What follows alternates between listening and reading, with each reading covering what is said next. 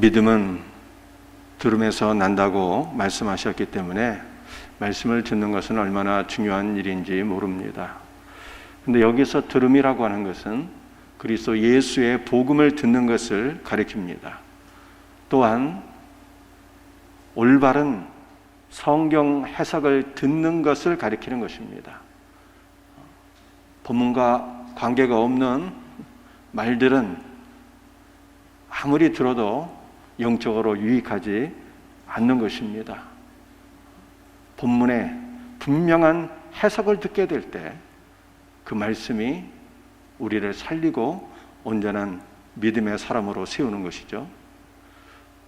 그러므로 우리는 하나님의 말씀을 읽고 또 말씀을 들을 때 본문의 분명한 의미를 아는 것이 너무나도 중요하다라고 하는 것을 깨달으셔야 돼요. 히브리서 13장 17절 말씀입니다. 너희를 인도하는 자들에게 순종하고 복종하라고 말씀하셨어요. 그런데 원문의 의미는 순종을 두 번 강조하는 것이 아닙니다. 순종하고 라고 하는 것은 믿다, 신뢰하다 라고 하는 뜻입니다.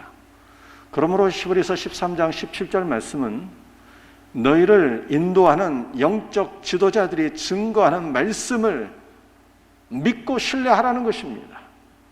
그러면 그 말씀이 너희의 영을 살리고 너희를 온전한 믿음의 사람으로 세우고 그 말씀이 너희를 이끌어서 순종의 삶으로 나가게 할 것이다 라고 하는 뜻이에요. 로마서 10장 17절 말씀이죠. 그러므로 믿음은 들음에서 나며 들음은 그리스도의 말씀으로 말미암느니라. 듣다라고 하는 단어가 나와 있는데 올바른 번역이긴 하지만 원문의 의미를 정확하게 반영하는 해석은 아닌 것입니다. 듣다라고 하는 단어는 경청하다, 순종하다라고 하는 뜻입니다. 이것은 우리가 하나님의 말씀을 경청하여 듣게 될 때 그 말씀이 우리 안에서 살아 역사하여서 우리에게 무한한 힘과 능력과 생명을 부어주시고 그 말씀이 우리를 순종의 자리로 이끌고 가신다는 뜻이에요. 마태복음 28장 20절 말씀입니다. 내가 너에게 분부한 모든 것을 가르쳐 지키라고 말씀하셨습니다. 주님께서 우리에게 분부하신 모든 것을 지킨다라고 하는 것은 순종한다는 뜻이 아닙니다. 지킨다는 것은요, 주님의 말씀을 우리의 심령에 간직하고 보존하고 킵하는 거예요. 킵. 그러면 그 말씀이 우리를 참 그리스도 예수의 제자로 세우시고 우리를 그리스도 예수를 닮은 참 성도가 되게 하시고 이 땅 가운데 살아갈 때 작은 그리스도로 살도록 주의 말씀이 우리를 이끄신다라고 하는 뜻입니다. 그러므로 우리는 말씀의 능력을 신뢰해야 돼요.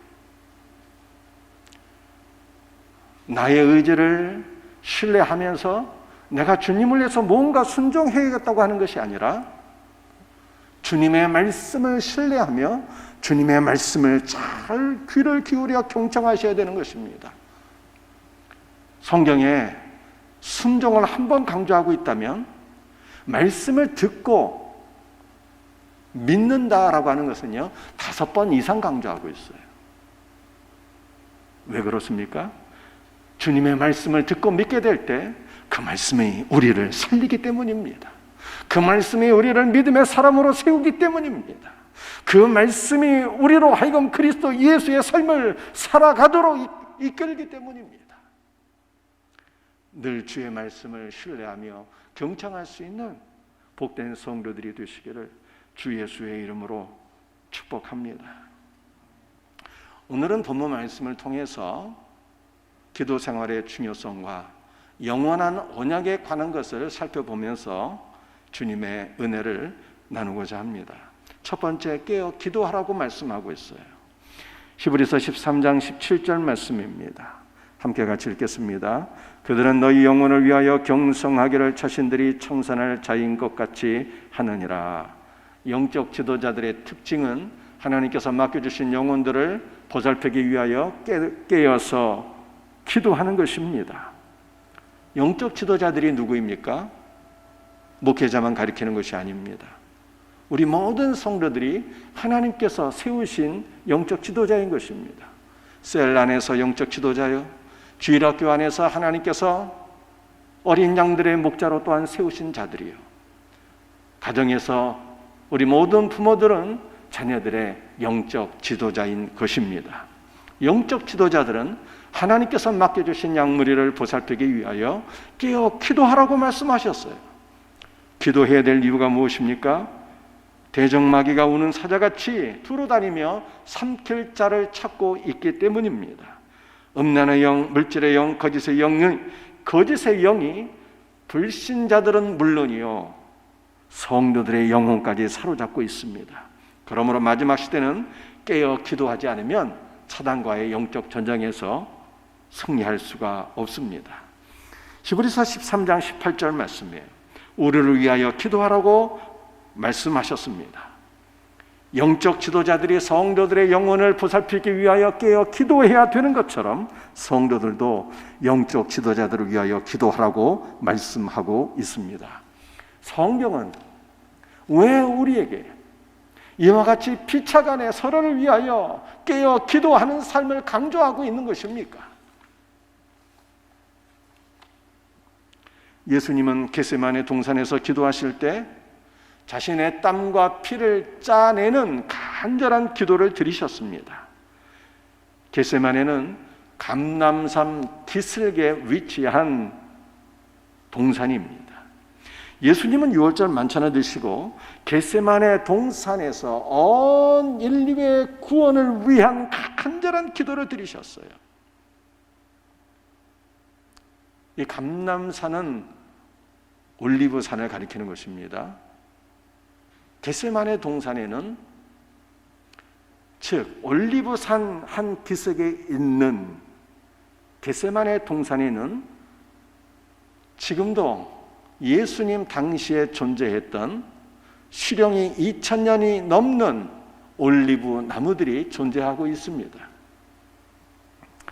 올리브 나무에 열매를 짜게 되면 올리브 기름이 나오게 되는데, 이 올리브 기름은 성전에서 불을 밝히는데 하나님을 섬기는 일에 사용되고, 가정에서는 식용으로 또는 화장품으로 사용되기도 했습니다.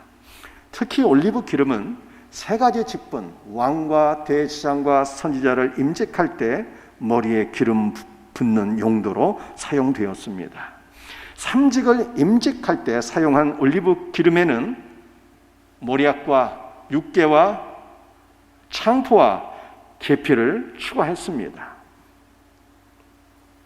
그리고 이것은 각각 예수 그리스도의 죽으심과 장사 지냄과 부활과 승천을 상징한다고 제가 설명드렸습니다.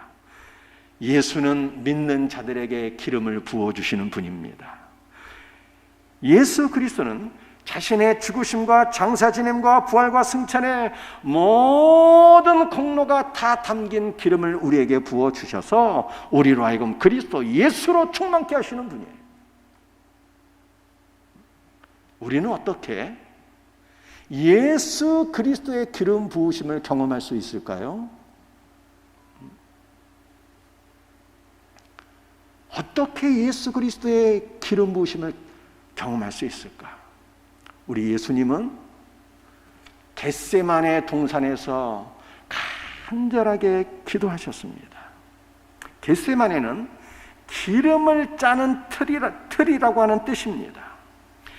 예수께서 기름 짜는 틀이라는 겟세마네에서 기도하신 것은 예수 그리스도의 기름 부으심이 기도와 깊은 연관이 있다는 것을 보여주고 있습니다.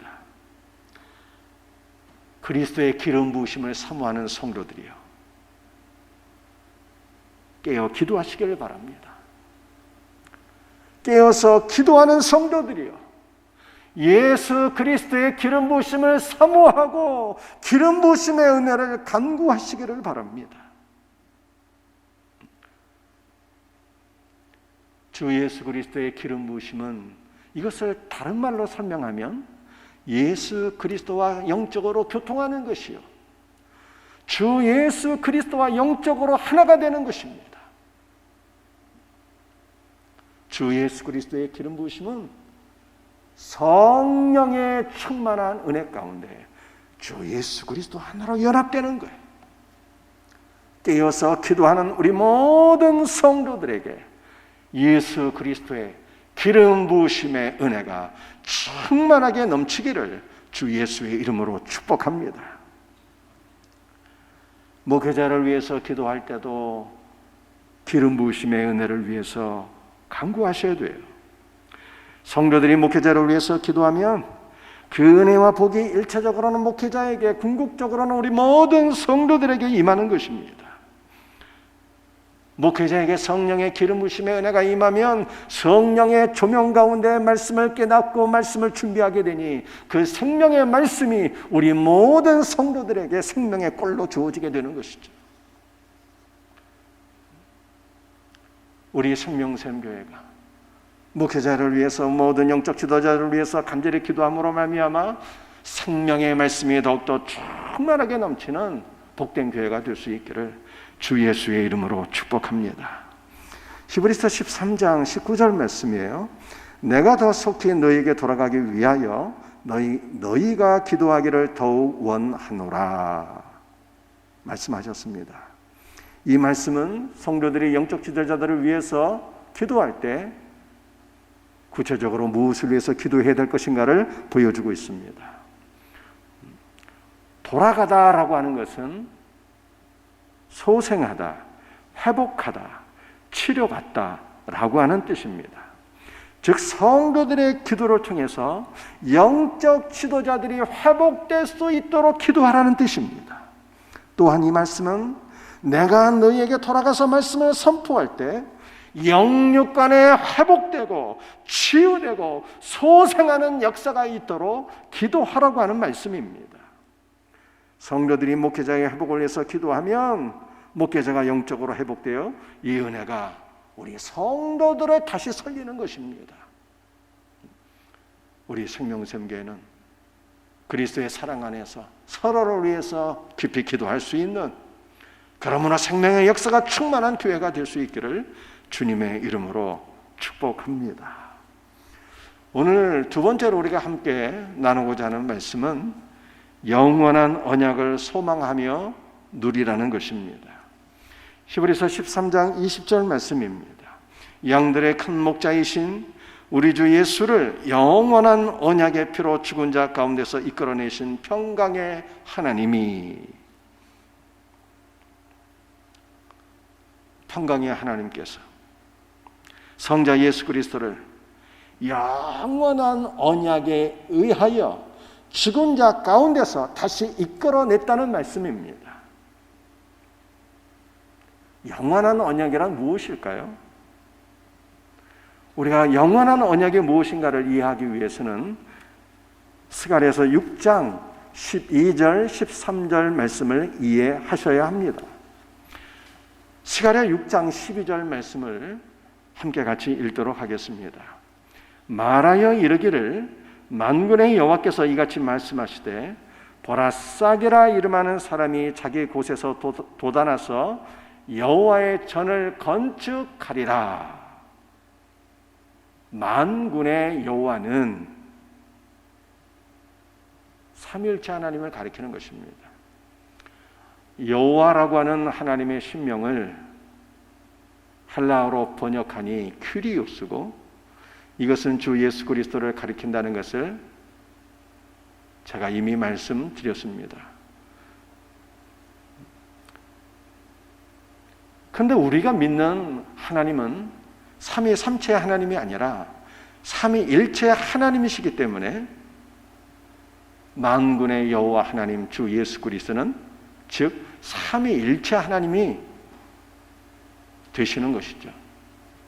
만군의 하나님 여호와께서, 삼위일체 하나님께서 말씀하신 것.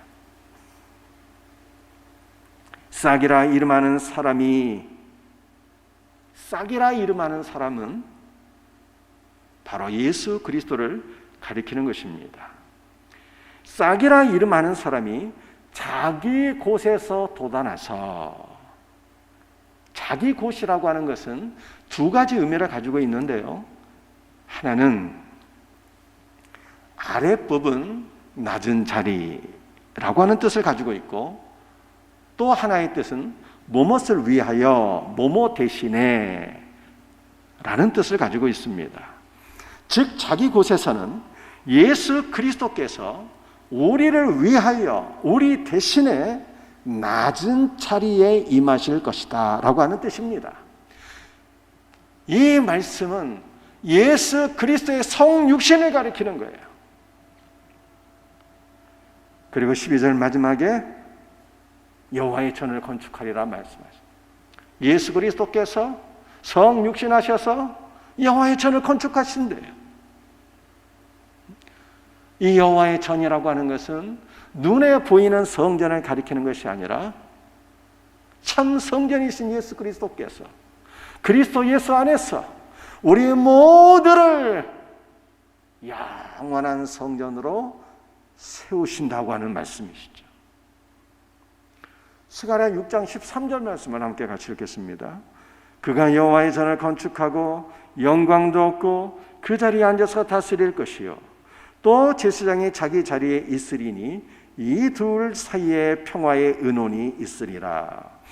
예수께서 자신의 죽으심과 부활을 통해서 우리를 성전으로 세우시고 대제사장이신 예수께서 승천하여 자기 자리에 앉으사 온 땅과 만물을 통치할 것이라는 말씀입니다.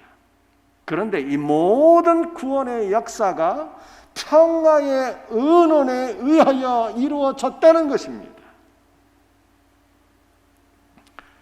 평화의 은혼의 원문의 의미는 영원 전부터 평화의 은혼이 있었으며 그 은혼의 결과 예수 그리스도로 말미암아 그를 믿는 자들이 그리스도 안에서 성전으로 지어지고 있다는 뜻입니다. 평화의 은혼이 영원 전에 있었기 때문에 이 평화의 은혼이 영원한 언약인 것입니다. 평화의 은혼은 성부 하나님과 성자 예수 그리스도 간에 맺어진 언약이에요. 이 언약은 하나님과 사람이 맺은 언약이 아닙니다. 우리가 이 땅에 태어나기 전부터 하나님께서 말씀으로 천지 만물을 창조하기 그 이전부터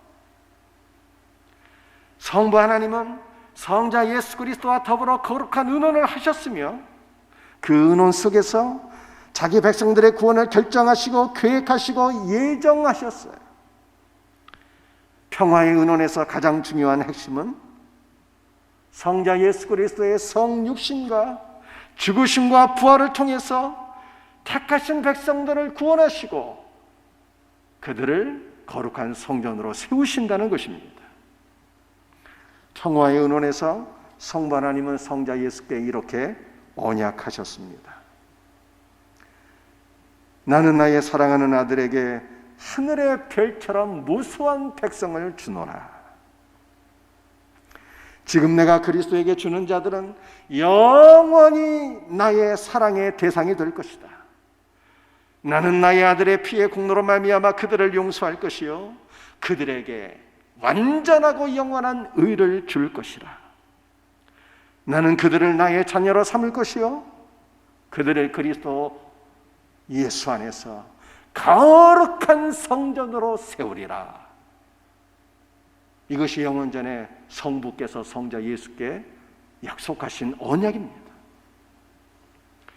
평화의 은혼에서 성자 예수는 성부 하나님께 또한 이렇게 약속하셨어요.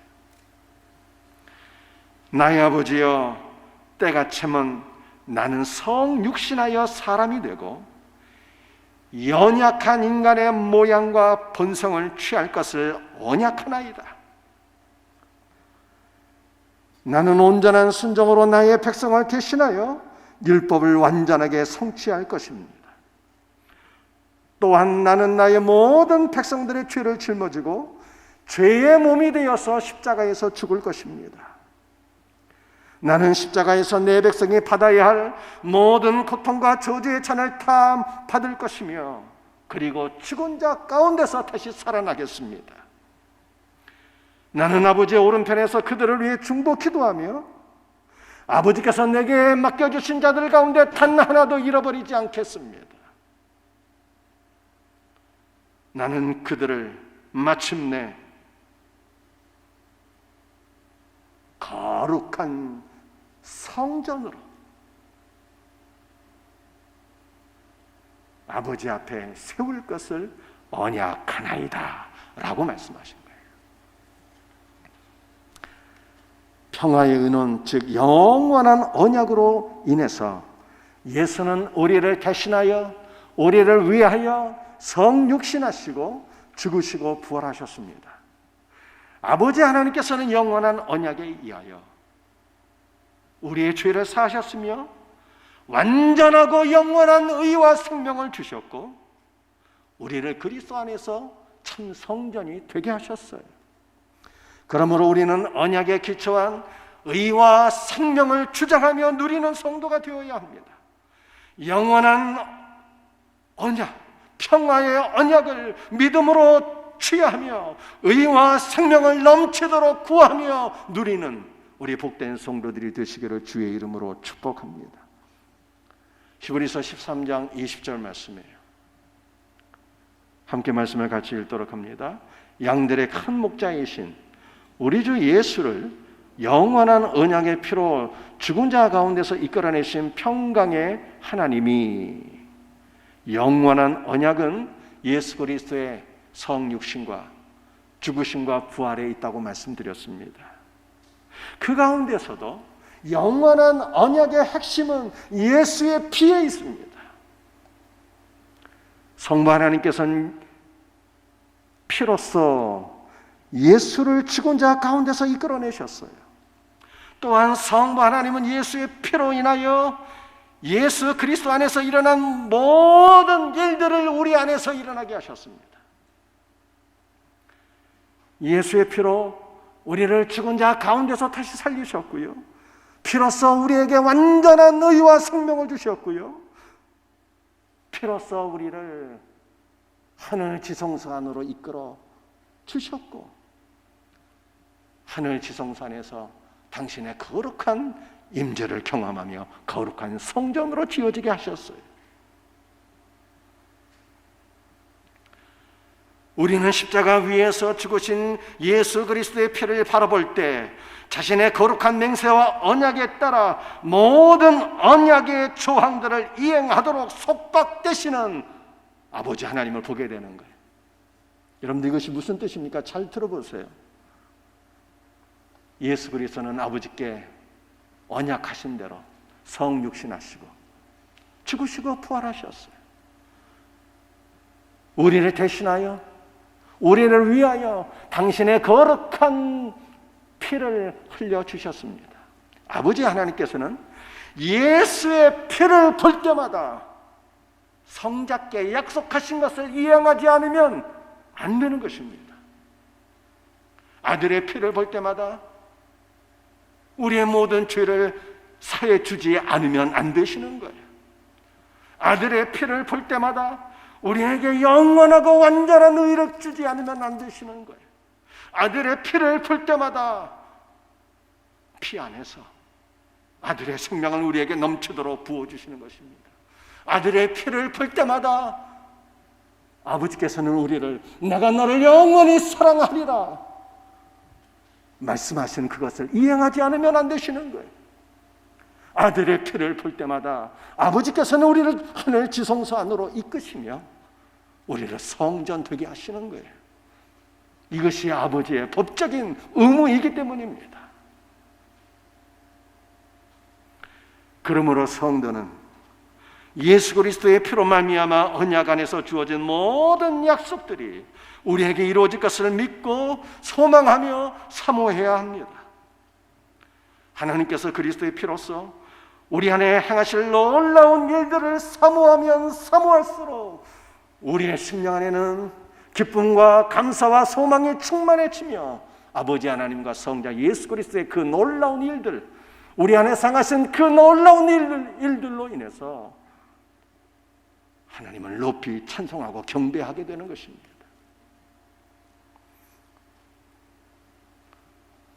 사랑하는 성도들이여, 영원한 언약의 핵심인 예수 그리스도의 피가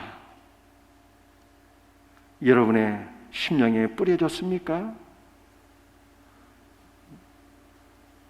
여러분은 주 예수 그리스도의 피의 공로를 믿으며 그 피 안에서 아버지께서 우리에게 이루실 모든 일들을 날마다 소망하며 간구하고 있습니까? 그렇다면 여러분은 영원한 언약 안에 있는 주님의 백성인 것입니다. 어떤 사람들은 자신이 영원한 언약 안에 있는 자인지 알고 싶어 해요. 더 쉽게 표현하면 내가 과연 구원받은 사람인지 택함받은 백성인지 알고 싶어 합니다. 여러분이 언약 안에 있는 참된 주님의 자녀이길 확인하기 원한다면 다음과 같은 질문에 답해 보시기를 바랍니다. 여러분은 주 예수 그리스도를 믿고 있습니까? 여러분의 믿음은 그리스도의 보혈 위에 세워져 있습니까?